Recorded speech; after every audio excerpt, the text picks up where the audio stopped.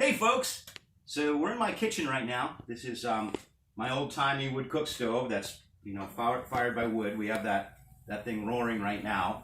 Kind of ironic, what's happening here is we're releasing the caloric energy in the firewood to increase the caloric energy in the sap.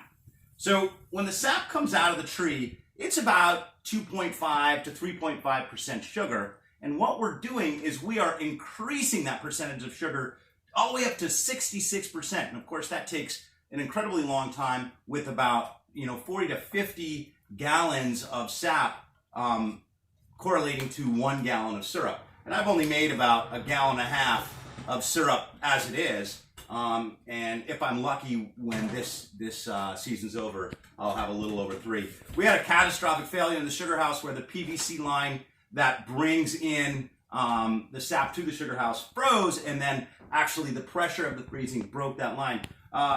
It's kind of ironic because that does illustrate how the freeze-thaw cycle of this time of year with your low temperatures below freezing and then getting to your mid-30s, low 40s produces a positive pressure within the tree. So again, we're taking this sap and we've boiled it for a long time out in the sugar house, and now we've moved it into a pan here on the stove, and we're looking for that sugar to turn to 66%. So what else is in the maple syrup? Well, it's actually loaded with all kinds of helpful goodies. So not only is it a very healthy substitute to refined sugars, but it's loaded with riboflavins, zincs, other antioxidants, which are really important when one's trying to stay healthy. And it provides a very long-lasting, easily accessed form of calorie or energy for the human body, and it's really pretty popular amongst endurance athletes. So how do we get to that 66% sugar? That can be kind of tricky, and a lot of times people will burn their pan or have some kind of disaster. We're trying not to have that happen today. So what happens is we are increasing the density of the product. And as you probably know, water boils at 212 degrees, at least for all intended purpose. That will vary with barometric pressure. So if we have a high or low system that's influencing our region, it'll also vary with elevation. And to get a true reading of when we know our sap has become syrup, we would use a tool called a hydrometer. And I don't have a hydrometer, but a hydrometer measures density.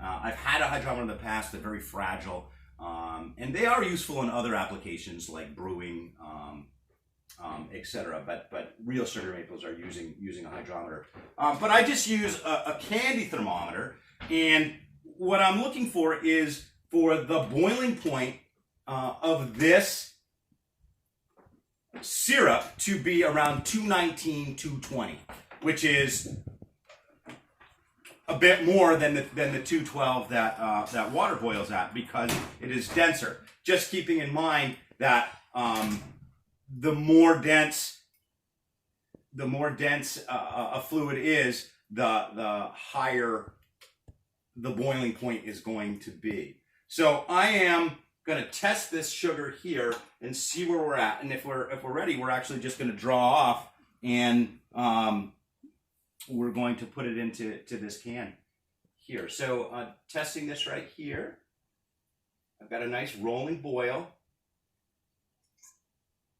and I think I can go just a little longer. So I'll just explain that as the season changes, the contents within the sap, in addition to the obvious water that's there, will change. The starches and carbohydrates, the chemical compounds coming up the xylem of the bark, have a different purpose within the physiology of the tree, and that sap will begin lowering its sugar content. It will actually have more starches in it, and the sap will turn yellow and bitter. Actually, the tree kind of gives a serum to the wound of the tap hole as well, and we're nearing that time here. I'll probably have 1 or 2 more gathers before I wrap up. So here we go. Take a look at our candy thermometer here.